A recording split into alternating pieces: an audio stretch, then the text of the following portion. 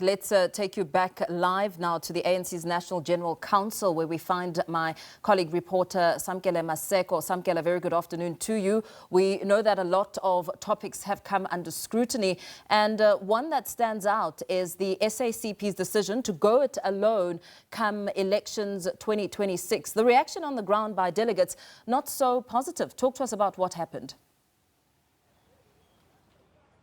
Indeed, Mpho, the president of the African National Congress, Cyril Ramaphosa, spoke extensively about the issues plaguing the tripartite alliance, in particular the relationship of the African National Congress and the South African Communist Party. He spoke about the ANC's deficiencies, particularly in the 2024 general elections, spoke about a lackluster election campaign, a lackluster door-to-door, the emergence of the MK party, and also a myriad of issues such as corruption, such as maladministration and underdevelopment that is plaguing the people of South Africa, and public perceptions of widespread corruption across the country. These are some of the issues he highlighted, and especially for the very first time, he came out to the public for, and in this particular gathering of the National General Council of the African National Congress that is taking stock of all of the leadership decisions that have been taken by the National Executive Committee since the election of the ANC's National Executive Committee and top leadership brass in 2022 at the ANC's National Elective Conference. Let's just listen to what the president of the African National Congress, Cyril Ramaphosa, had to say about the ANC's lackluster campaign in 2024, not doing a proper door-to-door engaging with communities, and service delivery deficiencies that ultimately led to the ANC dropping 17% and a huge chunk of that 17% going to the MK party. We must acknowledge that the decision by the South African Communist Party to contest elections separately threatens the unity and the cohesion of the alliance. Recent by-elections held in various parts of our country have shown that being divided wreaks consequences of causing major losses and confusing the voters of our country. The Secretary General will report on the discussions that have been held with the SACP on a bilateral basis with regard to the decision that their conference has taken. That's the president of the African National Congress highlighting some of the issues the ANC was plagued with in the 2024 election campaign, where they dropped by 17%. And interestingly, in that campaign, they were alongside the South African Communist Party.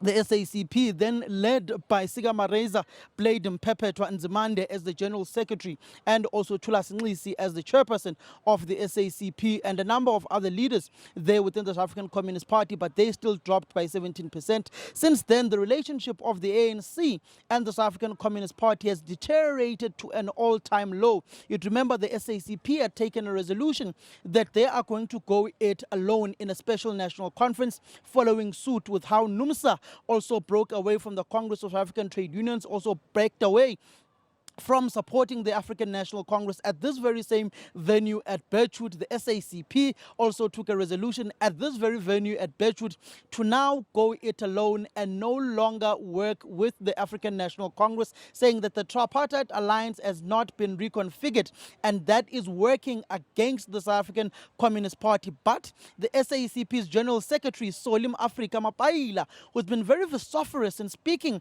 against the leadership of the African National Congress and saying that the leaders of the ANC have sold out in working with the Democratic Alliance and Freedom Front Plus in the government of national unity, not working with the economic freedom fighters, not working with the MK party, is something that has irked the General Secretary of the SACP, whom in its very self is very much divided. Puti Manamela, the Minister of Higher Education and Training, has written a document against the SACP going it alone next year, who's also a part of the leadership of the SACP. Dr. David Masondo, the Deputy Minister of Finance, also the Secretary second Deputy General Secretary of the South African Communist Party, has also written a base document that is against the SACP going it alone in the current form and shape next year, alongside the National Chairperson, Dr. Blade Nzimande. But Madala Masuku, who is the first Deputy General Secretary of the SACP, was in for a rude awakening by ANC delegates when was called upon to speak and give a message of support from the SACP. Soli Mapaila was a no-show, and Madala Masuku was given this rude awakening. We are saying, comrades, the decision to contest elections is not to contest the ANC. The decision to contest election is contestation of election. And this matter, comrade, is a very critical matter because it has to do with the existential being of the party. Because if the party cannot introduce socialism as a path, its existence will mean nothing. So these elections are meant to do that. And as I close, Chair, our members will be on the ground assisting the ANC to strengthen itself as members of the ANC to win elections.